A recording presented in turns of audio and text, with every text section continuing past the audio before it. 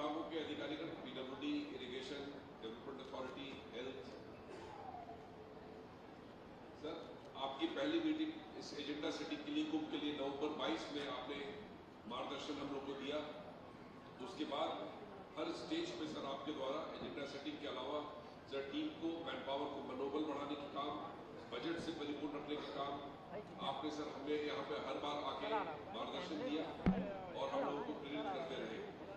Sir आपके guidance का ये आज परिणाम है कि हम लोगों ने सक्सेसफुली इसको कंडक्ट किया और आपके तमाम जो विजिट्स है उसको हम लोगों ने पालन किया। बहुत बहुत धन्यवाद कहना चाहूँगा सर। एक बार पुनः मैं सबको अनुरोध करूँगा कि एक बार तालियों की गड़गड़ाहट से माननीय मुख्यमंत्री जी का पूरी सरकार का अभिवादन करें। माननीय मुख्यमंत्री जी से मैं अनुरोध करूँगा कि हम लोग बात करें।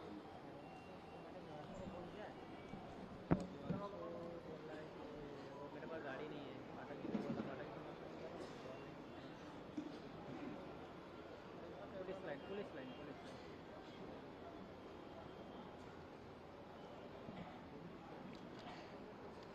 पुलिस और प्रशासनिक अधिकारियों के साथ आज के इस संवाद कार्यक्रम में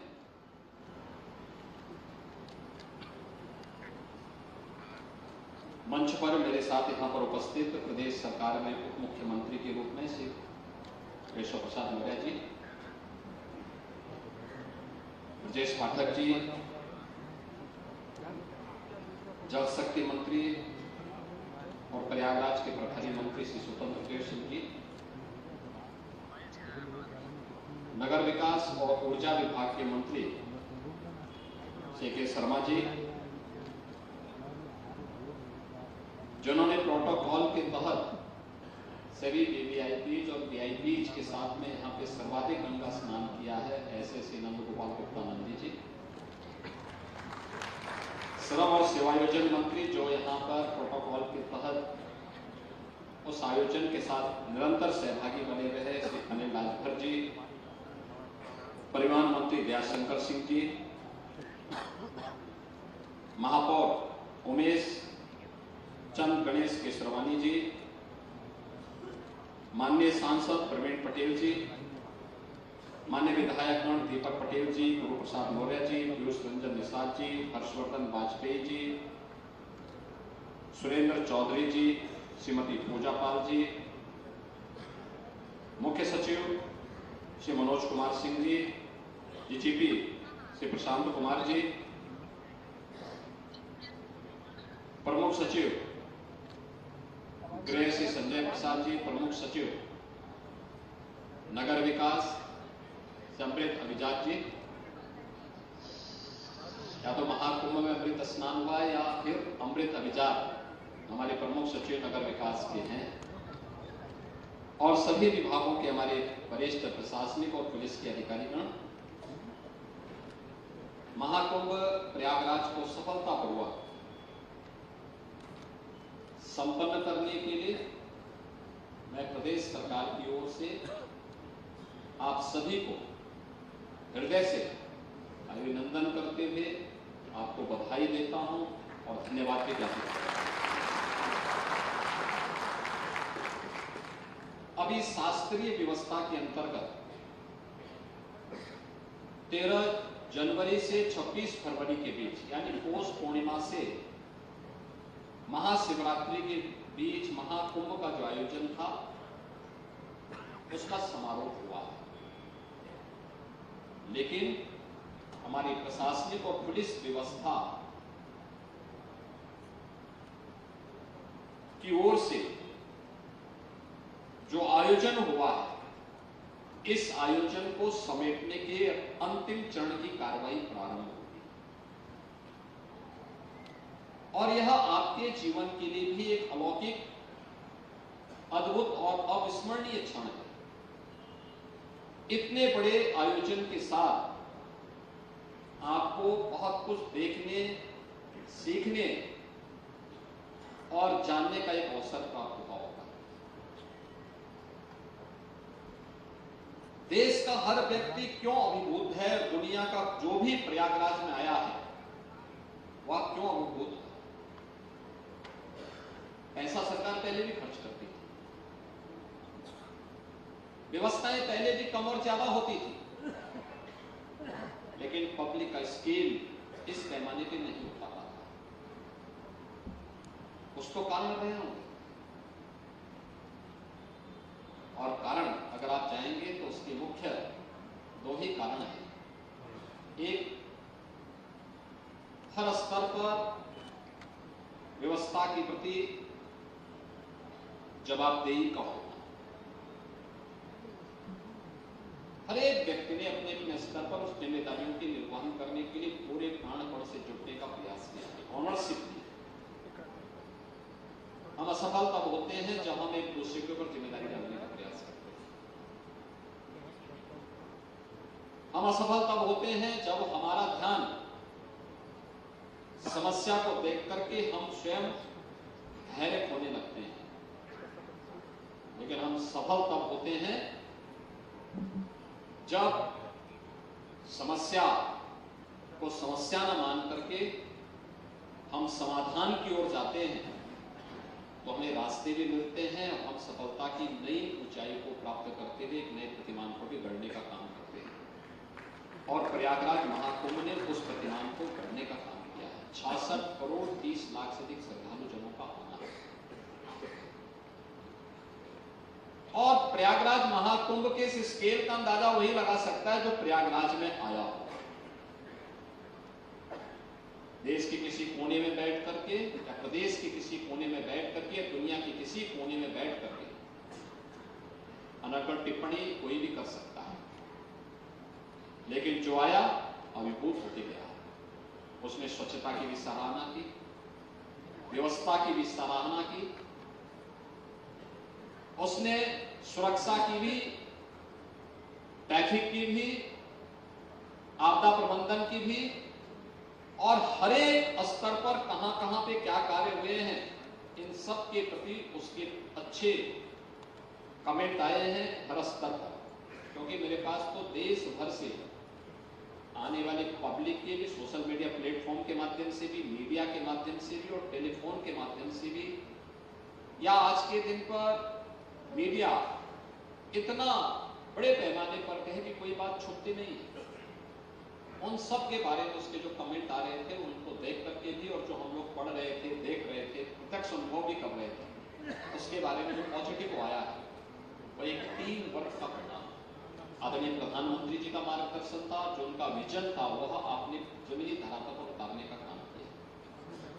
लेकिन इस शास्त्रीय व्यवस्था के अंतर्गत महाकुंभ की पूर्णाहुति तो हुई है।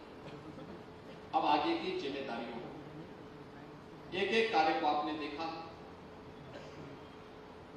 एक एक कार्य की अच्छाई और उसमें कहां कमियां रह गई कि उसको और अच्छे ढंग से आगे बढ़ाने का काम कर सकते हैं। आगे के आयोजनों के लिए उसको डॉक्यूमेंटेशन करना, उसको डॉक्यूमेंटेशन के करते हुए आगे बढ़ाने के लिए फिर उसको तैयारी करना, मेला प्राधिकरण के साथ मिलकर के इस आयोजन को, यहाँ के लोकल प्रशासन के साथ मिलकर के फिर इस आगे के पीढ़ी के लिए उसको हस्तांतरित करना। यानी सब कुछ तो पहले से था, धरोहर हमारे पास पहले से थी, लेकिन हमने आदि गुरु के रूप में भगवान वेदव्यास को क्यों आराधना की? क्योंकि उन्होंने इसे संहिताबद्ध किया, डॉक्यूमेंटेशन उन्होंने किया था। संहिताबद्ध करने के बाद एक शैली उन्होंने उसको दी, वही वेदों के रूप में, वही पुराणों के रूप में, वही उपपुराणों के रूप में आगे बढ़े। और अब उसको संहिताबद्ध करना, डॉक्यूमेंटेशन उसका करना, इतना बड़ा आयोजन हो जाए,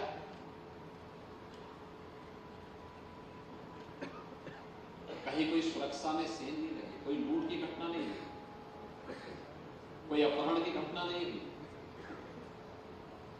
कोई हत्या नहीं हुई, कोई जबरन डकैती करने का कार्य नहीं किया, कोई मास पैमाने पर दंगा नहीं हुआ। प्रयागराज ही नहीं, पूरे प्रदेश में कहीं भी कोई घटना ऐसी नहीं घटी थी जिस पर किसी को उंगली उठाने का अवसर प्राप्त, किसी को नहीं। अलग किसे है कि कोई काठमांडू की फोटो को, कोई काहिरा की फोटो को, कहीं और जगह के वीडियो को यहाँ पे जबरन डाल करके बदनाम करने का प्रयास किया, ऐसा नहीं। लेकिन प्रयागराज में, प्रदेश में कहीं भी इस प्रकार के दृश्य, इस प्रकार की घटना नहीं घटी थी। भीड़ थी, उसका प्रेशर भी था, वाहनों के भी आवागमन के माध्यम थे, उसका भी दबाव था। हम लोग स्वयं उस दबाव को महसूस कर रहे थे। जो फील्ड में रहे होंगे उनके दबाव को, उसके तनाव को हम सौ अनुमान लगा सकते हैं। और इसीलिए उसका डॉक्यूमेंटेशन होना अत्यंत महत्वपूर्ण होगा। और मेला प्राधिकरण को भी, स्थानीय प्रशासन को, पुलिस और प्रशासन दोनों को मिलकर के उसको तैयार करने की जिम्मेदारी लेनी होगी, जिसको हम उसको फिर एक डॉक्यूमेंट तैयार करते हुए आगे के लिए इस प्रकार के आयोजनों को और भी भव्य तरीके से और भी सुव्यवस्थित तरीके से आयोजित करने के लिए आने वाली पीढ़ी को फिर उसको दे सके, लोग याद कर सके कि आयोजन कैसे होना चाहिए, किस रूप में हम उसको सफलतापूर्वक आगे बढ़ा सकते हैं। क्योंकि यही धरोहर है और यही विरासत है, पीढ़ी दर पीढ़ी आगे बढ़ती है। दूसरा, जो कुछ भी यहां पर वर्तमान में है उसके बारे में अभी से कार्य योजना तैयार करना। अस्थायी जो संपत्ति है, अस्थायी संपत्ति और प्रयागराज सिटी की है। प्रयागराज और उससे जुड़े हुए जो नेबरिंग डिस्ट्रिक्ट हैं उनको, उनकी कनेक्टिविटी से है, उसका लाभ यहाँ के लोग लेंगे, प्रयागराज आने वाला हर श्रद्धालु लेगा, हर नागरिक लेगा। अस्थायी में भी दो प्रकार के, एक चेकअप प्लेट सुरक्षित रखेंगे,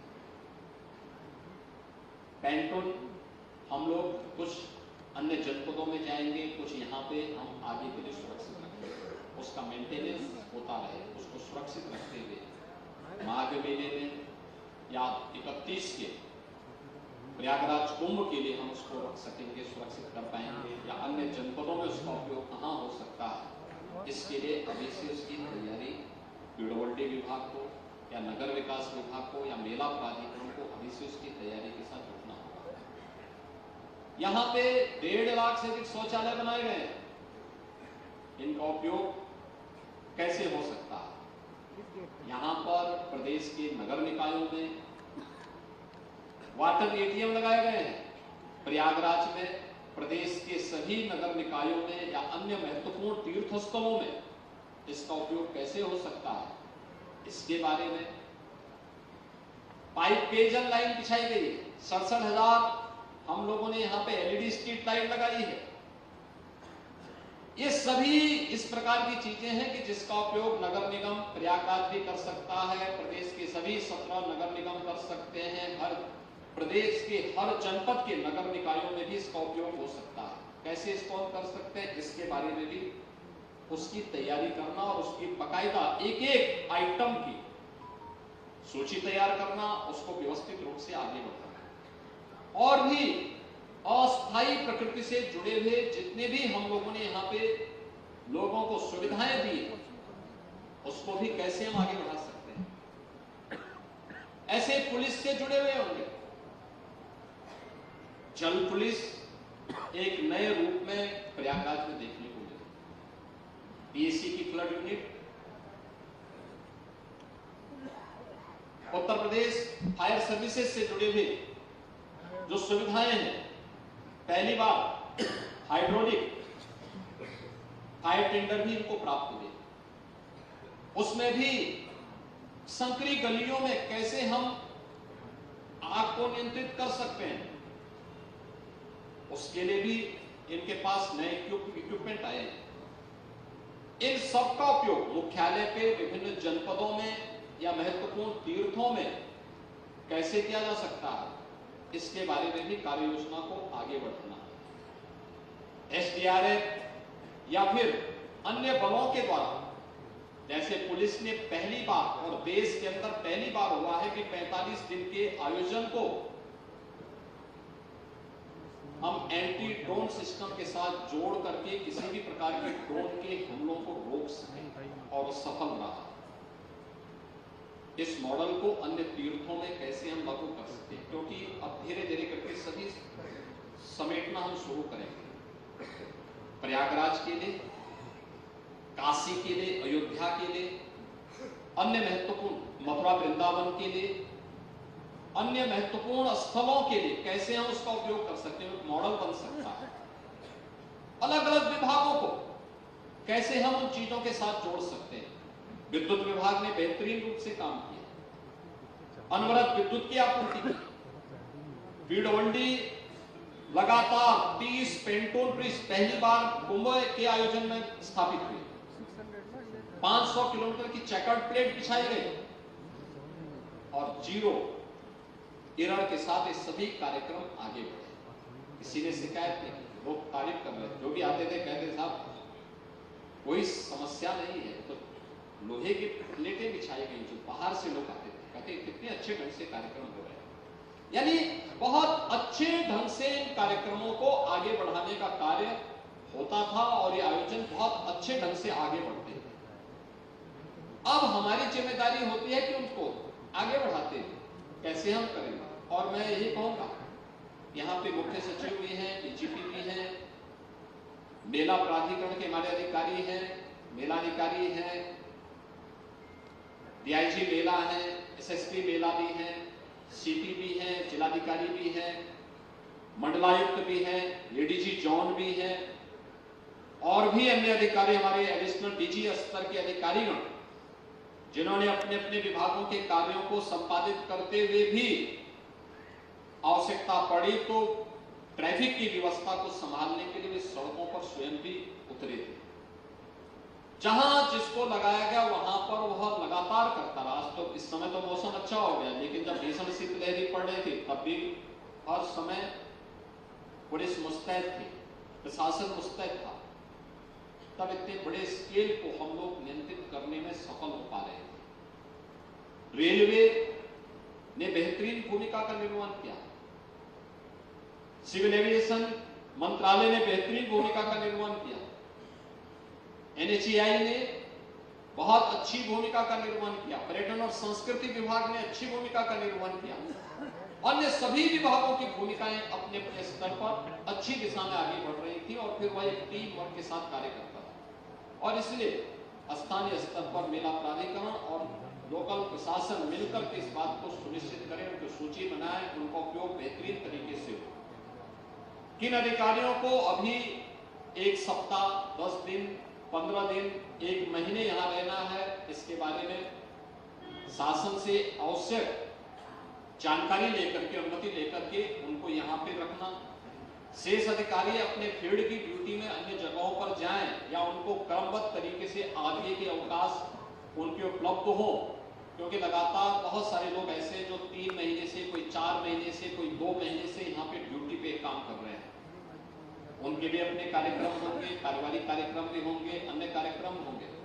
उन लोगों को उस दौरान अवकाश भी प्राप्त हो, लेकिन साथ साथ फील्ड की ड्यूटी में भी वे जा सके, क्योंकि अब हमारे अन्य अनेक कार्यक्रम आ रहे हैं। इधर रमजान का महीना शुरू हो रहा है, होली आ रही है, इसके बाद रामनवमी भी आएगी और सभी आयोजन इसके साथ साथ आगे बढ़ते हुए दिखाई देंगे।